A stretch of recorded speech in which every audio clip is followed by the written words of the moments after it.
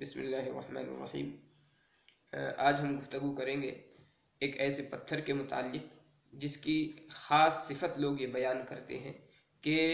وہ اگر مٹی کو چھو جائے تو مٹی بھی اس کے چھونے کی وجہ سے سونا بن جاتی ہے، یا لوہے پر اس کو رکھ دیا جائے تو چند لمحوں میں وہ لوہے کو سونا بنا دیتا ہے۔ جس چیز پر بھی اس کو لگا دے وہ اس کو سونے کے اندر تبدیل کر دیتا ہے۔ یہ اس پتھر کی خاص صفت بیان کی گئی ہے۔ بہت سی مرتبہ بچپن میں بھی ہم نے یہ واقعات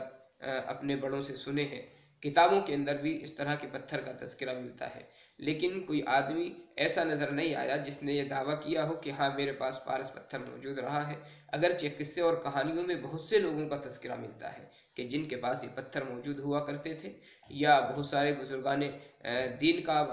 تذکرہ ملتا ہے کہ کسی نے ان سے معلوم کیا ہے اور انہوں نے نشاندہی کر دی ہے ان پتھروں کی کہ فلاں چیز ہے، فلاں چیز ہے، فلاں چیز ہے جو ان صفات کی حامل ہے۔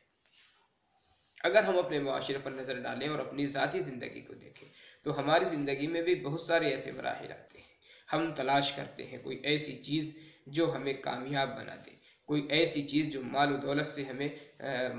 سرفراز کر دے، ہم جس کی وجہ سے کروڑ پتی بن جائے۔ ہر آدمی چاہتا ہے بھائی کہ دنیا کمائے، وہ دنیا بھی اس کے پاس موجود ہو، دین بھی اس کے پاس موجود ہو، اور ایسا پتھر اگر کسی کو مل جائے جو مٹی کو سونا بنا دے تو اس کے تو کہنے ہی کیا ہے۔ ہر آدمی تلاش کرتا ہے، ہر آدمی چاہتا ہے کہ ایسی کوئی چیز میسر ہو جائے۔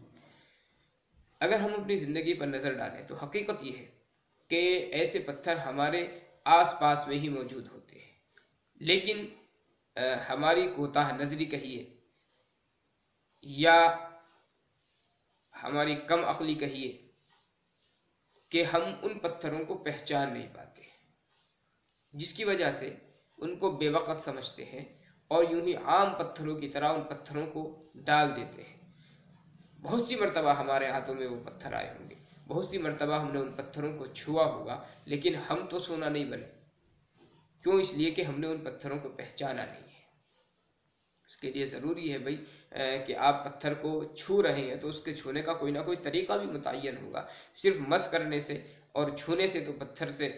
کوئی چیز سونا نہیں بن جائے گی، یا لوہے سے سونا نہیں بن جائے گی، یا مٹی سے سونا نہیں بن جائے گی۔ کوئی خاص طریقہ تو ہوتا ہوگا اس کا، وہ خاص طریقہ ہم نے شاید آج تک استعمال نہیں کیا ان پتھروں کو استعمال کرتے وقت، یا ہم نے ان پتھروں کو جانا ہی نہیں ہے کہ جس کی وجہ سے ہم ان کو اٹھائیں یا ان کو مس کریں۔ آپ یقین جانیں ہمارے معاشرے میں کتنے ہی ایسے پتھر موجود ہیں، وہ پتھر جس کو ہم پارس کا پتھر کہتے ہیں اور جس کی خاصیت یہ ہے کہ مٹی کو وہ سونا بنا دیتی ہے۔ اگر ہم اپنے معاشرے کو دیکھیں تو ہمارے معاشرے کے علماء ربانیین وہ حقیقتاً وہ پارس پتھر ہے کہ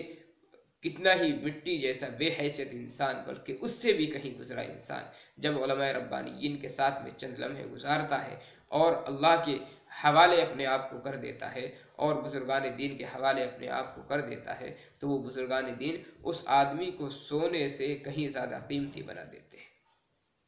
بس ہم نے ان علماء ربانیین کی حیثیت کو چونکہ جانا نہیں ہے، اپنے بزرگان دین کو سمجھا نہیں ہے، اور